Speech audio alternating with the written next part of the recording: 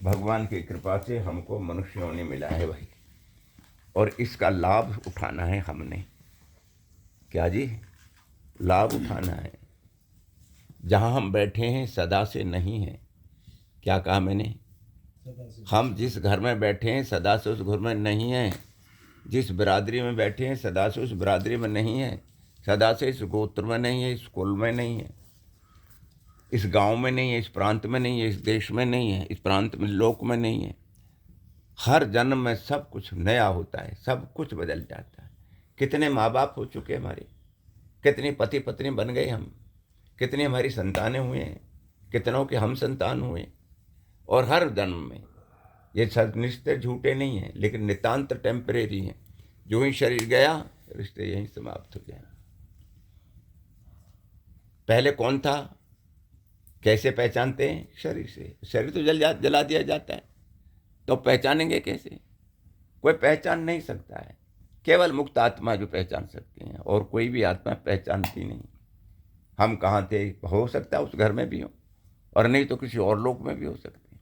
कर्मानुसार जैसे हम कर्म करते हैं, ईश्वर की कृपा से कर्म फल के अनुसार हमको मनुष्य होने मिली। हमको इस घर में जन्म मिला है, और घर में साथी रूप, अलग अलग रूप में, माँ बाप के रूप में, नाना नानी, दादा दादी, मामा मामी, कितने कितने हमारे रिश्ते बनते हैं। और वैसे जैसे मेरे कर्म किए वैसे ही सुख या दुख देने वाले रिश्तेदार भी होते हैं। रिश्तेदारों से हमें सुख भी मिलता है, दुख भी मिलता है। तो कारण क्या है? जैसे मैंने कर्म किए।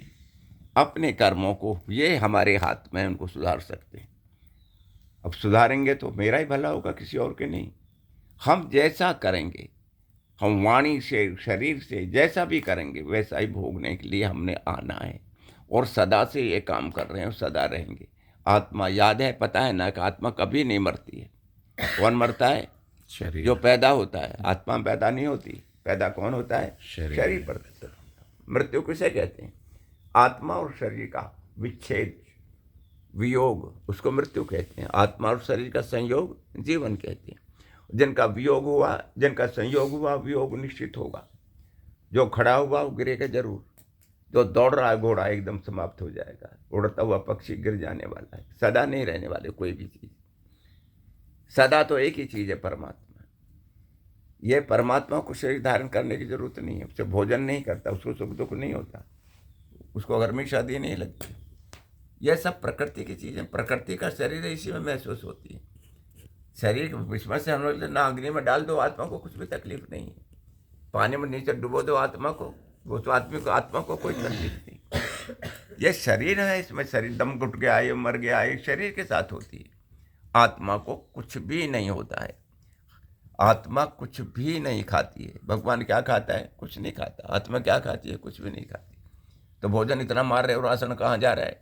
ये शरीर का पालन होता है। इस शरीर के लिए सारी चीजें चाहिए हमको। कपड़े भी चाहिए, भोजन भी चाहिए, मकान भी चाहिए, दवाई भी चाहिए, साधन सारे के सारे सिर्फ सब कुछ हमारे शरीर के लिए हैं। मुझ आत्मा को कुछ भी नहीं चाहिए। तो अपने आप को जानना है। पर शरीर क्यों मिला है? कि इसके बगैर हम कोई भी संसार का काम नहीं कर सकते। तो संसार का काम करना क्यों है? कि तूने कर्म कर रखे हैं ना, उनको भोगने के लिए।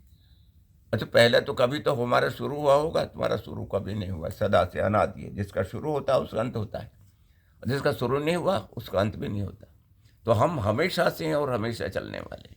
हर बार कहीं ना कहीं लेते हैं, पुरुषार्थ करके मुक्त हो जाते हैं। उसके बाद जब समय समाप्त हो जाता है फिर संसार में आते हैं। हम सदा से हैं और सदा रहने वाले हैं। तो अपने कर्मों को, ईश्वर की कृपा है मुझको मनुष्य योनि मिली है। यहाँ चिंतन इसी योनि में हो सकता है, कर्म इस योनि में हो सकता है, बाकी सब भोग योनि। शेर ने किसी को मार दिया, उसको कोई पाप नहीं लगता। शेर से सांप ने किसी को खा लिया, उसको कोई पाप नहीं लगता। आत्मा ही है, मनुष्य शरीर है जहाँ पाप लगते हैं। इसी योनि में जाके इतने कर्म कर जाते हैं, विभिन्न योनि हम भोगते हैं, और इसी योनि में आके हमको सुधार करके मुक्ति को भी जाते हैं।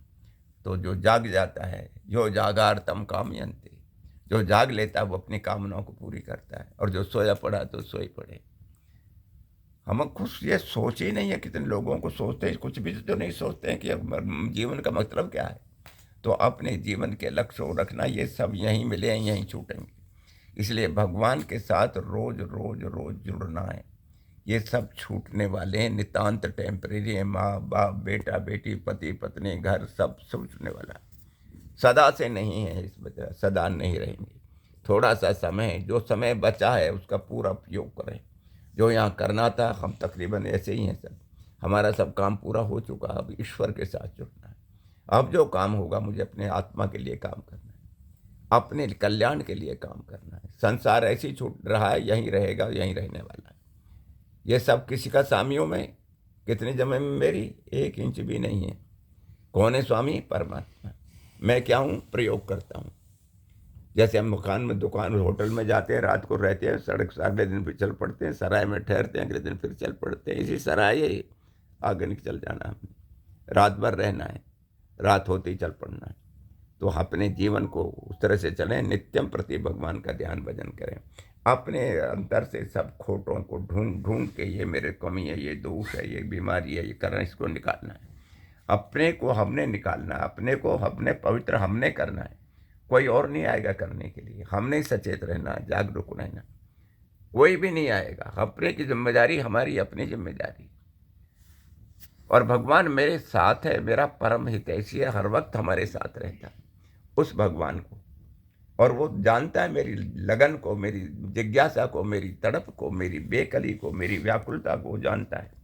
और जैसे जैसे मेरी व्याकुलता होगी, भगवान वैसे वैसे हमको, जैसे माँ रोने पे बच्चे को गोदी में ले लेती है, उठा लेती है, उसके दुख को, उसकी कमी को दूर करती है, ऐसे वो परमात्मा हमारी माता है, हमारा पिता है, हमारा अपना है। सबको देख रहा है, सबका प्रिय है, सबका प्रिय, सबका अंतरतम है। कौन?